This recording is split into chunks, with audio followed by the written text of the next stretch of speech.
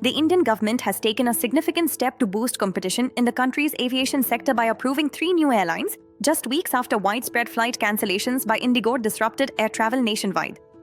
Civil Aviation Minister Ram Mohan Naidu announced on Tuesday that Al Hind Air and Fly Express were granted no objection certificates (NOCs) this week, while Shunk Air had received approval earlier. An NOC is the first major regulatory clearance required for any new airline in India. Following this approval, airlines must apply for an air operator certificate. AOC from the Directorate General of Civil Aviation, DGCA, which is the final authorization needed before commencing commercial flight operations. The timing of these approvals is closely linked to the recent aviation crisis triggered by IndiGo in early December, when the carrier cancelled nearly 4,500 flights. The cancellations occurred after the airline struggled to comply with newly implemented pilot rest and duty time regulations.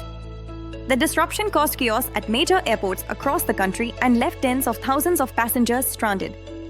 The incident highlighted the structural risks within India's domestic aviation market, where IndiGo and the Air India Group together control over 90% of total capacity, with IndiGo alone accounting for approximately 65% of domestic air traffic.